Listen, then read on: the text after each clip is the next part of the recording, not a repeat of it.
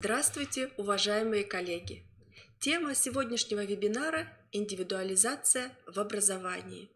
И на первом слайде вы видите такие замечательные слова Ушинского. Деятельность должна быть моя, увлекать меня и исходить из души моей. Здравствуйте, уважаемые коллеги! Одной из основных задач образования сегодня становится развитие личности, индивидуальности самого ребенка, его способностей и самостоятельности. От системы образования требуется формирование гражданина, готового не только жить в меняющихся социально-экономических условиях, но и активно влиять на существующую действительность, преобразуя ее к лучшему. Новым должен стать и характер взаимодействия воспитателя и ребенка, который смещает акценты образования на индивидуализацию. Что же такое индивидуализация в образовании? Прежде всего, это процесс создания и осознания индивидом собственного опыта, в котором он проявляет себя в качестве субъекта собственной деятельности, свободно определяющего и реализующего собственные цели, добровольно возлагает на себя ответственность за результаты своей деятельности. Для педагога возникает профессиональная необходимость построения образовательной деятельности на основе индивидуальных особенностей каждого ребенка, при котором сам ребенок становится активным в выборе содержания своего образования и становится субъектом образования. А для ребенка это деятельность, которая связана с поиском и приобретением своего человеческого образа и требует от него не подражания, а выбора, конструирования и проектирования этого образа и самовоспитания в соответствии с этим образом. В основе индивидуализации образовательной деятельности лежат следующие педагогические принципы. Принцип динамичности и вариативности. Он подразумевает создание наполненной и разнообразной образовательной среды, многообразие ситуаций выбора для каждого ребенка. Второй принцип – это принцип стимулирования самостоятельности. Он подразумевает создание мотивации, которая необходима для индивидуальной образовательной деятельности каждого ребенка и возможность активного участия в своей индивидуальной деятельности. Третий принцип – это принцип поддержки индивидуальности ребенка и развития его автономности. Данный принцип означает стимулирование проявления и развития индивидуальности ребенка, поощрение педагогом образовательных инициатив со стороны ребенка и одобрение позиции и самостоятельного суждения ребенка. Четвертый принцип – это принцип позитивной перспективы и самоактуализации. Он означает определение ребенком осознанных перспектив в жизни, умение определять привлекательные и реальные цели. Данный принцип означает включение ребенка в процесс проектирования, целеполагания, планирования и анализа собственной образовательной деятельности. Педагогическое сопровождение индивидуализации предполагает и создание условий для воспитания и обучения детского коллектива в целом, а также для каждого ребенка в отдельности, где каждый ребенок может проявить свою индивидуальность и творчество. Прежде всего, для педагога это необходимо изменить формы взаимодействия взрослого и ребенка. Здесь может педагог организовать совместные зарисовки вместе с детьми, поговорить с детишками и записать то, о чем дети говорят.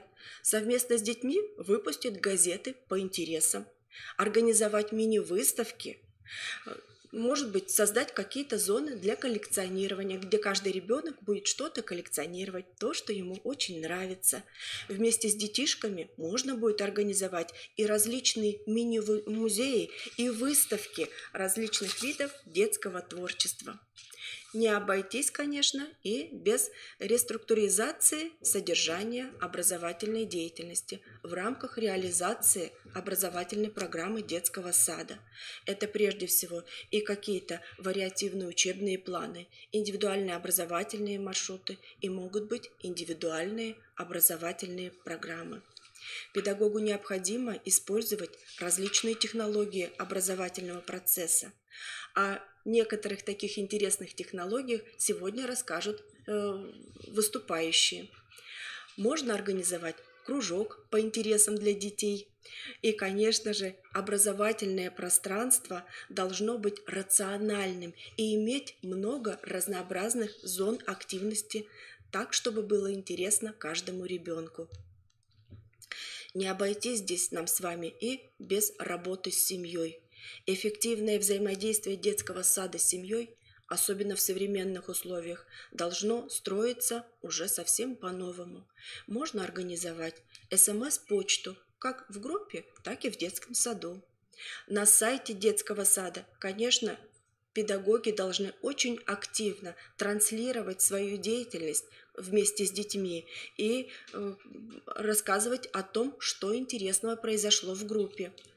Можно будет давать, конечно, и домашние задания. Конечно, законом не предусмотрено в детском саду домашние задания давать детям, но будет интересно посмотреть детско-родительские проекты, когда родители совместно с ребенком будут какие-то интересные, необычные проекты транслировать для детишек в детском саду. Конечно же, родителю очень хочется видеть еженедельные фото и видеоматериалы, чем ребенок занимается в детском саду, как он проводит время. Социальные сети, официальные группы в социальных сетях будут вам в помощь, где вы можете выкладывать и фотографии, и видеоматериалы того, как в группе ребенок провел день. Родителям очень интересно смотреть и выставки творчества. Они очень внимательно рассматривают продукты детской деятельности. Ну и, конечно, мы не отменяем такие виды работы с детьми, как индивидуальные, как групповые досуги и походы где-нибудь на природу, когда педагог совместно с родителями и с детишками могут посетить выставку в музее, представление в театре или просто прогуляться по парку. Индивидуализация образования ребенка дошкольного возраста, которая будет реализовывать перспективные либо ближайшие намерения, цели, потребности ребенка, конечно же, должна быть отражена в документации дошкольной образовательной организации. Самый большой документ – это индивидуальная образовательная программа, в которой предусмотрена реализация всех разделов программы. Например, такие программы могут быть составлены для детей с особыми образовательными потребностями или, может быть, для одаренных детей. Немножко полегче составить индивидуальный план образовательной деятельности, который представляет собой документ, в котором обозначен перечень конкретных дел, действий, а также порядок и место их выполнения. Вариантов планов может быть несколько, поскольку реализация одной программы предусматривает проектирование планов как во временном отношении, так и разработку конкретных планов по реализации каждого раздела программы. Индивидуальный образовательный маршрут, под которым мы понимаем замысел продвижения конкретного ребенка в образовании. Индивидуальный образовательный маршрут предполагает для ребенка совместно с педагогом самостоятельного, индивидуального развития в процессе отслеживания его образовательных и личностных достижений, позволяющие воспитаннику получить удовлетворение от собственных результатов, самому осознать дальнейшие образовательные и жизненные перспективы.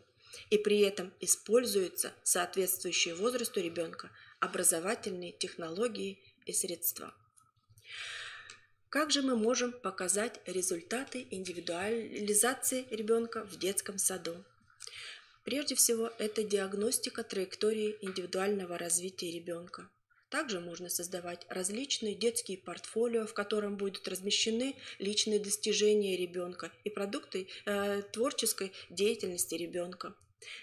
Проекты, они могут быть самыми различными, они могут быть детскими, детско-родительскими, проекты совместно с педагогом и так далее. Презентация продуктов детской деятельности, когда организуются выставки самых разнообразных детских работ. Также можно организовать и панораму детских дел. И, конечно же, провести рефлексию, поговорить с детишками, что получилось, какие цели и задачи они хотели бы поставить перед собой в будущем и что их вообще интересует. А для педагогов это, конечно, использование различных образовательных технологий. Перечислю вам несколько таких технологий. Это, например, детский совет, групповой сбор, доска выбора. А доска выбора, она может быть в самой разной вариации. Это может быть и цветок выбора, или картограф с обозначениями центрами активности для того, чтобы распланировать ребенку свой день. А сегодня, конечно, педагоги высшей квалификационной категории Елена Анатольевна Тифой и Галина Ивановна Носкова расскажут вам об этих интересных технологиях. Сейчас я предоставляю слово Елене Анатольевне. Она расскажет вам о технологии «Детский совет». Елена Анатольевна, пожалуйста.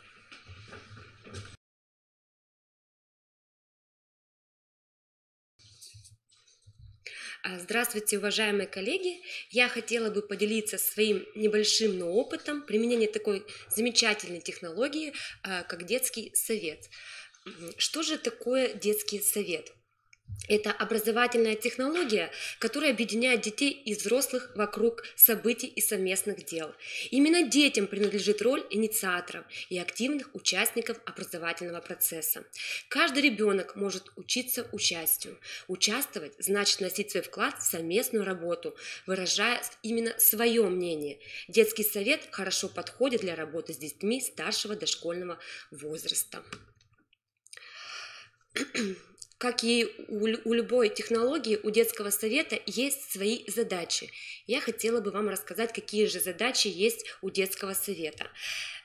Такая вот очень основная задача – это создать эмоциональный настрой на весь день, создать тон, настроение, создать условия для межличностного и познавательно-делового общения детей и взрослых, развивать эмпатию, давать возможность ребенку выбирать из личного опыта наиболее значимые для него, развивать умение формулировать суждения, аргументировать высказывания, отстаивать именно свою точку зрения, развивать умение договариваться о совместной деятельности, распределять роли и обязанности между друг другом. Как же работает детский совет? Детский совет он проходит утром в начале образовательной деятельности, и он проходит еще вечером в завершении ее. Для того, чтобы организовать детский совет, очень важно организовать развивающую предметно-пространственную среду. В своей группе, в своей игровой комнате я нашла такое место, уютный уголочек, и чтобы дети могли доверительно и непринужденно общаться. Сразу же подключила туда родителей. Родители моих воспитанников смастерили подушечки, кто-то коврики для своего ребенка, чтобы им было удобно сидеть, располагаться на полу. Для того, чтобы дети знали, что детский совет начинается, мы выбрали звуковой сигнал. Большинство детей сделало выбор, остановило свой выбор на таком инструменте, как музыкальная дудка. Также мы с детьми обговорили правила детского совета.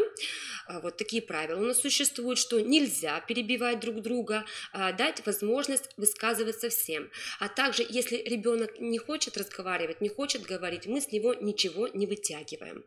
В целом детский совет длится от 5 до 20 минут, то есть каких-то жестких рамок у детского совета нет. Все зависит опять же от того, насколько всем хорошо, как обсуждается тема, с каким настроением вообще дети пришли в детский сад, как идет детский совет, весело, живо, а может и наоборот, как-то идет трудно. То есть вы должны сами, уважаемые педагоги, ориентироваться. Так мы с детьми совместно решаем главную задачу на детском совете, выбираем темы, планирование или текущие самоопределения детей в делах и действиях дня. Однозначно закрепленной структуры детского совета, конечно же, нет, так как это не занятие. Участие в нем, как я уже говорила, оно не может быть принужденным. Но есть некоторые смысловые части, использование которых целесообразно, но их можно варьировать, тоже зависит опять же от педагога. К ним можно отнести вот такие вот части. Первая часть – это приветствия. Это могут быть и комплименты, и подарки. Прежде чем включать, уважаемые педагоги, эту часть в структуру детского совета, стоит сделать анализ ситуации. Если ваши дети без напоминания утром приветствуют взрослых, приветствуют друг друга, если у вас нет такой специальной цели разнообразить форму приветствия, то эту часть можно пропустить, можно просто обойтись улыбками. Но есть такие ситуации, когда ребенок долго не ходил в детский сад по какой-то причине, отсутствовал, может он болел, может быть он был в отпуске, тогда вот эту часть можно включить и сказать: как здорово, что, Артем, ты снова с нами, мы рады тебя видеть.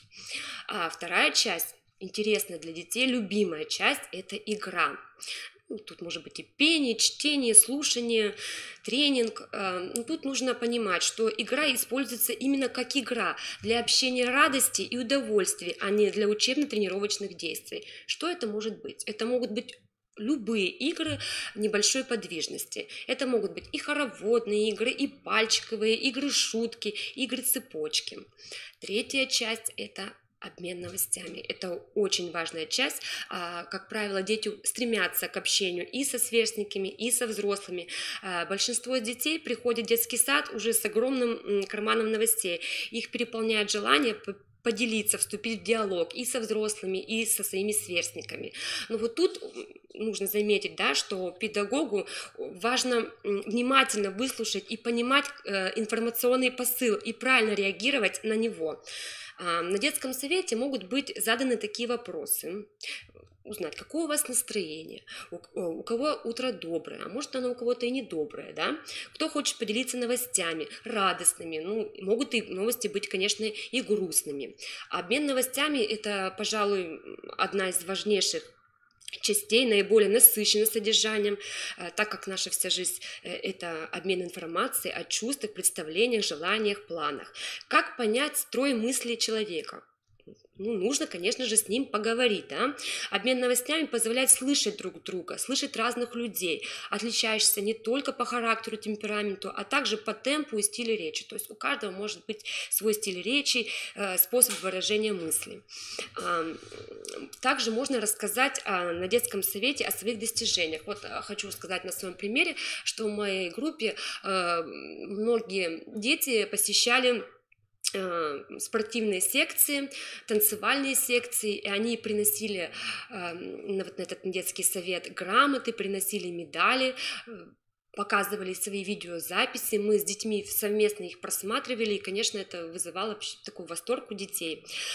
Также вот у нас была такая ситуация, ребенок у нас посещает футбольную секцию, и вот он пришел и сказал: я научился отбивать мяч от пола, да, и вот у меня сразу возникла такая идея: а почему же на физкультурном занятии вот этому мальчику не организовать вот такой вот мастер-класс? Вот. Еще вот у нас такая тоже была интересный вот такой случай, что у нас ребенок вот постоянно интересовался пауками, насекомыми, и вот я подумала, вот его надо как-то вот занять чем-то, вот, чтобы он вот мог свой интерес, свою идею вот всем это показать. И тогда я ему предложила подготовить доклад. Он подготовил замечательный доклад, подготовил замечательную презентацию вместе с родителями, и вот дети были вообще в восторге, с удовольствием слушали его, и даже вот побольше даже слушали, чем нас, взрослых, вот этого мальчика.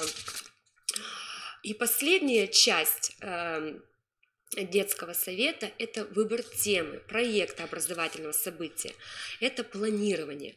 Одна из ведущих, одна из самых сложных составляющих детского совета. Нужно, конечно, тут приложить максимум усилий для того, чтобы вовлечь детей в активное выдвижение идей, обсуждение возможных вариантов действий и в итоге к выбору темы проекта, акции, праздника или иного события, разработка плана, а также планирование действий на текущий день. При планировании, конечно же, учитывается, нужно ориентироваться на образовательную программу ДУ, развитие интересов детей. Также тут должен быть баланс инициатив взрослых и детей, интеракции как условие планирования, то есть должно быть взаимодействие между собой. Совместное планирование, вовлечение детей в планирование свидетельствует о профессиональной состоятельности воспитателей, умении вести диалог со своими воспитанниками, следовать за их инициативой и их индивидуальностью. Например, у у нас была вот такой диалог, был такой спор, можно так сказать, на детском совете. Дети выбирали тему между севером и животные севера. Тут у нас один из мальчиков говорит: ну что там про север, холодно и темно. Подключилась Ира к диалогу, сказала: нет, там еще и северное сияние есть. Артем сказал: ну и что оно там есть, что мы его делать что ли будем? Ира сказала: нет, просто посмотрим. Тут к нам подключился в диалог Дима, он сказал: а мне нравятся белые медведи.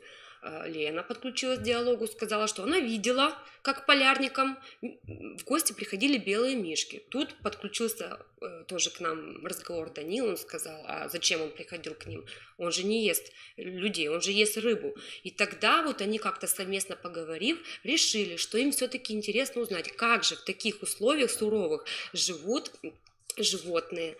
И вот мы выбрали такую тему «Животные севера». То есть дети сделали свой выбор. После планирования дети реализуют свой план в центре, который они выбирают сами. В своей группе мы изготовили доску выбора, на которой изображены центры активности. И дети уже сами выбирают, в каком центре они будут реализовать свою запланированную деятельность. Центры могут быть различные. Это может быть центр конструирования, может быть центр воображения, центр логики. То есть это все зависит от того, какая тема, какая цель, какое настроение у детей. Ну, самое главное, что это центр мобильный, да, то есть эти центры, они могут меняться хоть каждый день.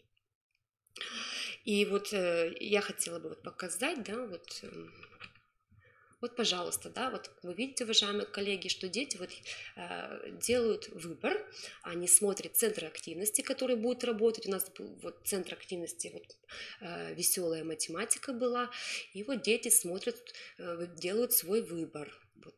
А вот как раз-таки вот доска выбора, и посмотрите, вот дети, да, сделали уже свой выбор, повесили свои брелочки.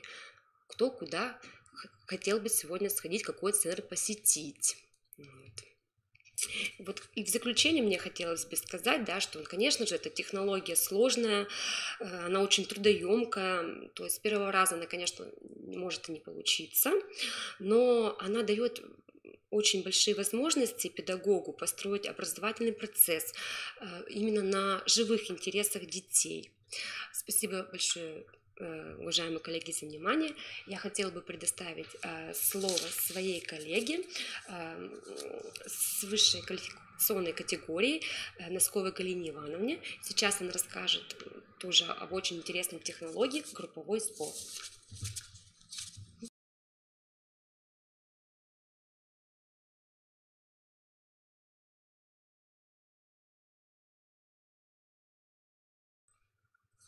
Здравствуйте, уважаемые коллеги! Я вашему вниманию представлю свой опыт работы по реализации технологии групповой сбор. Это одна из форм организации образовательного процесса совместной деятельности с детьми, где ребенок может проявлять свою индивидуальную активность. И расскажу вам, как же организовать и какие компоненты включает в себя эта технология. И покажу небольшие видеосюжеты из одного мероприятия. Первое, это что включает, это позывные для группового сбора. Необходимо выбрать сигнал, который будет возвещать о начале группового сбора. Это же может быть приход игрушки, приход сказочного героя, сказки или мультфильма, большой интересной новостью или озвучивание проблемной ситуации в зависимости от возраста и тематики, или же просто это будет звонок колокольчика, который означает начало группового сбора. Затем идет короткое приветствие, глаза в глаза. Это может быть приветствие в стихах, передача настроения, улыбки, дарят улыбку друг другу дети. Или же это поглаживание ладошек, плеча, или же локоточков, носиков. Все это дает позитивный настрой и позволяет детям говорить и слышать друг друга. Вот сейчас покажу, как это у нас происходит на данном мероприятии.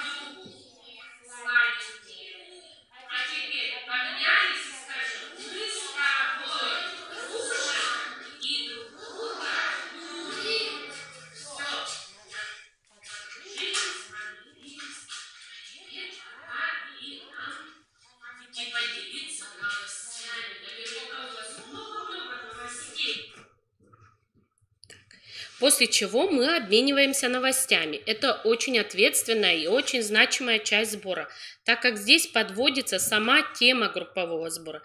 Детям предоставляется возможность высказать свои мысли, фантазии, может быть, мечты. Ребенок может радоваться за своих друзей или огорчаться вместе с ним. Здесь дети могут высказаться, а некоторые же и могут постесняться. Но после многократных вот таких сборов систематических, даже застенчивые дети привыкают и рассказывают. Так. Посмотрим. Вот у меня микрофон. Каждому я буду передавать микрофон, и каждый будет делиться с новостью. Но только правила у нас какие? Нет, уже микрофон будет не повторяться новостями. И коротенько сказать. Так, вот здесь мы услышали, какие правила. Чтобы выслушать всех, существует правила, которые вводятся совместно тоже с детьми. И говорит тот, у кого в руках волшебная палочка или любой другой предмет в зависимости от ситуации. Вот здесь, в этой ситуации, у нас был микрофон. Так. И здесь же обязательно делится своими новостями и воспитатель, который подводит некий итог всех связанных мыслей, подводит к теме. Так, мы вернемся, как обмен новостями. Здесь у нас сюжет, где дети обмениваются новостями. Соня нам что нового хочет рассказать. Давай, Руси. Детям Давай, Яша. на лыжах каталась. Дальше как?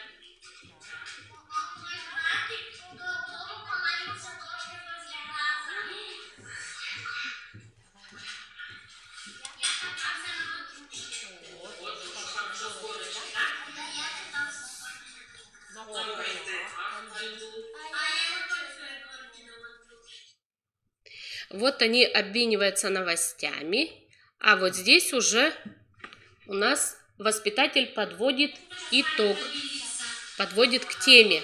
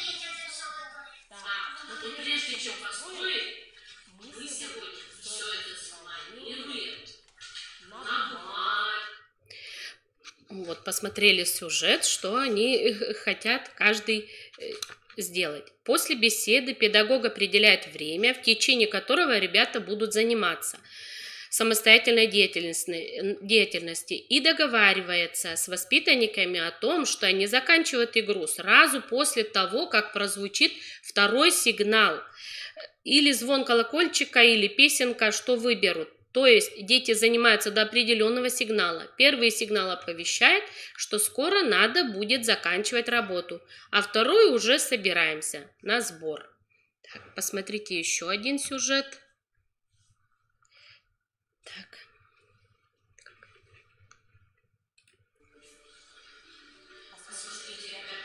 здесь уже... Сколько мы напланировали, да? И порисовали. Стелла, скажи, что ты запланировала? Что у тебя будет на участке? Расскажи по своему рисунку. Ну, что у тебя? Будет замок, еще.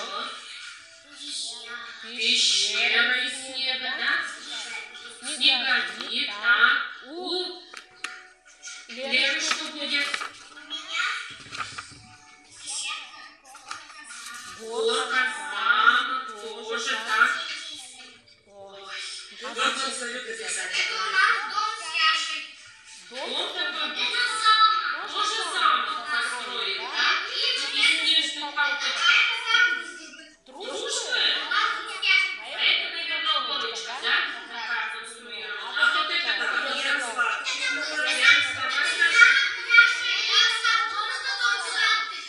Даже лошадки, Даже лошадки придется вылепить. Нормально из снега. Так, Катюша, ты что у тебя напланировано?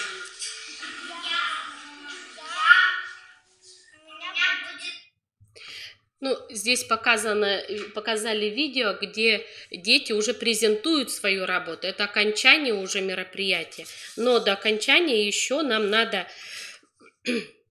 выбор деятельности. Дальше идет у нас игра по теме проекта. Этот компонент группового сбора направлен на расширение информационного поля тематического проекта, так как здесь возможно и сообщение новых знаний, и обобщение имеющихся, и встреча с интересным человеком. Можно здесь использовать презентации по тематике, или же может ребенок выступить, который заранее приготовился, или с родителями, или же, может, педагог подготовил. Например, по теме осень ребенок показывает и рассказывает, почему на деревьях осенью листья желтеют и опадают. Эта же часть группового сбора может и отпадать. Например, заканчивается тематическая неделя, и педагог проводит групповой сбор как итоговое мероприятие, где дети используют все свои знания и умения, накопленные за определенный промежуток времени. Следующая же часть группового сбора – это выбор деятельности. Дети выбирают на доске выбора, где, чем и как будут заниматься. После находят свои центры в группе и самостоятельно выполняют задания. Доска выбора – один из вариантов организации самостоятельной деятельности. Она представляет собой набор пиктограмм, обозначающих тот или иной центр. Вместе с воспитателем дети выбирают пиктограммы для обозначения центра в группе, где детям было бы интересно находиться и заниматься какой-либо деятельностью. Под каждой пиктограммой находятся крючки, куда дети вешают свои брелочки. Или же это вместо брелочка может воспитатель совместно с детьми по их желанию изготавливает для каждого ребенка особый значок или картинку. Выбрав вид деятельности, дети помещают значки в соответствующие кармашки. Такая доска больше всего подходит для детей подготовительной группы. Куда ты?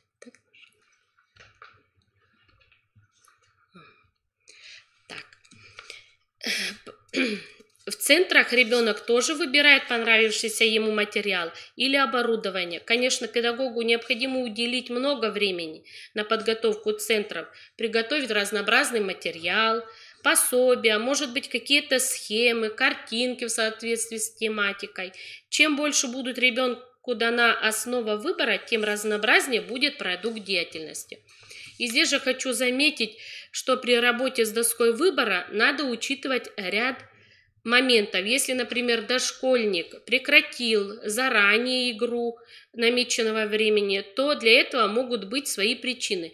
Недостаточное количество материала, или же ребенок изначально сделал неправильный выбор, выбрал не тот центр, он не умеет планировать свою деятельность, а задача же воспитателя, который наблюдает за детьми, выяснить, чего именно не хватает ребенку и добавить это в игру, научить его правильно планировать свою деятельность. По окончании работы же дети снова собираются в кружок, то, что мы видели на последнем видеосюжете, для анализа результатов своей деятельности. И воспитатель спрашивает, проводит рефлексию, что ты сделал, все ли получилось, а чья работа тебе понравилась и почему. И хочу сказать, какова же роль ребенка в групповом сборе. Здесь раскрывается ряд возможностей для ребенка. Это возможность для общения, для проявления самостоятельности и самоорганизации, возможность свободы и ответственности, возможность для сотрудничества со сверстниками и с педагогом. Важно помнить, что групповой сбор – это не занятие, поэтому участие в нем конкретного ребенка не вменяется ему в обязанность, а представляет возможность приятного, эмоционально и познавательно насыщенного общения со сверстниками и взрослыми. Позволяет вместе с другими детьми мечтать, притворять мечты в реальность, учиться управлять собой, своим временем, дает возможность руководить другими по согласованию, влиять на текущие события и формировать будущее. Ребенок вправе самостоятельно принять решение, продолжить начатую до группового сбора работу или игру, или принять участие в групповом сборе, включиться в него сразу или когда он сам будет готов это сделать. Разумеется, если такое поведение не нарушает сложившуюся к этому моменту общую атмосферу или логику обсуждения какого-либо вопроса.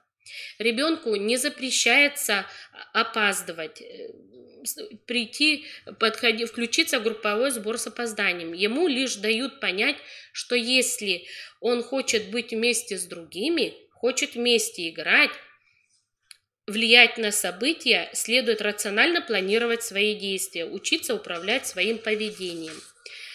И какова же роль воспитателя в групповом сборе? Это, во-первых, обеспечить комфортное и конструктивное деловое участие всех детей в общем разговоре, игре, планировании, установить и удерживать культурную рамку, помогать детям осваивать сообразные культуре и ситуации, стили поведения и общения, культуру ведения диалога и монолога, демонстрировать свое собственное педагогическое и личностное отношение к высказываниям и идеям детей, не навязывая его, стимулировать и поддерживать инициативы детей относительно выбора тем, содержания, материалов, форм и способов действий, предлагать детям свои по содержанию видам деятельности, заинтересовать детям и тем самым решать образовательные задачи на том материале, который актуален детям, помогать ребятам выбирать, планировать работу, оказывать поддержку всем детям, в том числе и имеющим особые образовательные потребности. То есть помогать не только тем, у кого что-то не получается, но и тем, у кого хорошо получается, мотивировать на наиболее лучший результат деятельности. В этой технологии в групповом сборе дошкольникам отводится роль не пассивных получателей информации, а самостоятельных и инициативных субъектов деятельности. Они проявляют собственную исследовательскую активность, стремление к познанию нового. На этом я заканчиваю свое выступление и передаю эстафету для заключительного слова Татьяне Валерьевне.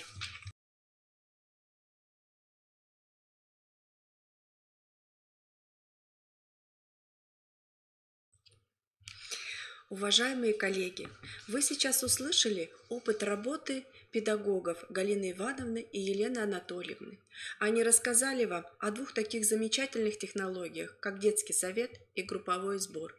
На первый взгляд эти две технологии как будто бы похожи, но если посмотреть поподробнее, то мы увидим, что групповой сбор – это технология, которую можно будет организовывать с детишками второй младшей группы или средней группы.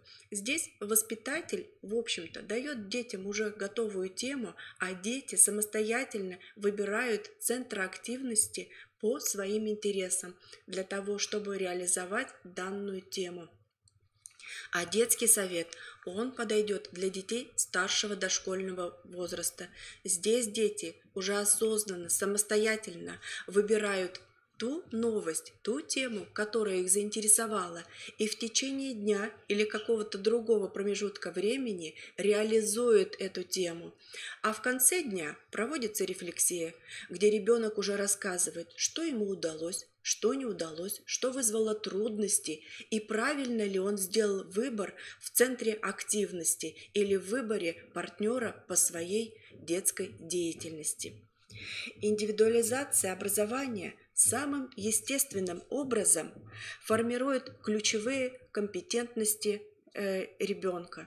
Это прежде всего коммуникативное, когда ребенок общается в игре, учится обмениваться новостями. Социальное – это ребенок самостоятельно учится выбирать место для своего действия, выбирать партнера. Это может быть и сверстник, это может быть педагог или другой взрослый. Ребенок учится добывать информацию, обращаться к самым различным источникам информации при обсуждении новостей и выбирать самостоятельно темы и содержание проектов и способов их воплощения.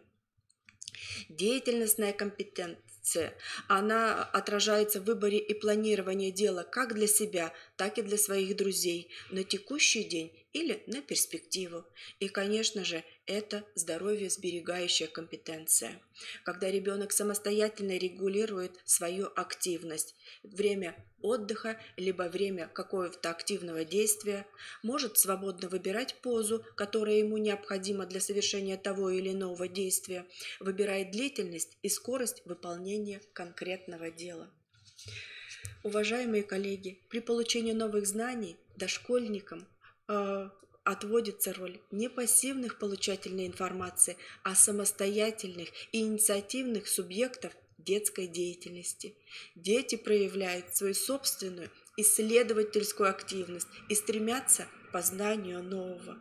И, конечно же, в группе развивается предметно-пространственная среда от одной темы к другой, где постепенно она будет пополняться продуктами детской деятельности и совместного творчества взрослых и детей.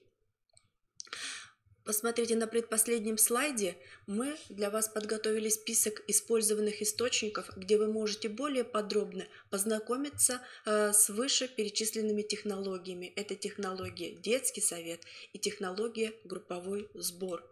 А еще я вам могу порекомендовать вот такие практические материалы Галины Ивановны Носковой и Елены Анатольевны Тифой. Даже вот по QR-коду вы можете пройти и выйти просто на материалы, которые расположены на официальном сайте нашей дошкольно-образовательной организации. Уважаемые коллеги, мы будем рады, если наш опыт работы вам пригодится, и вы будете использовать его в своей деятельности. А я прощаюсь с вами и желаю вам творческих и профессиональных успехов.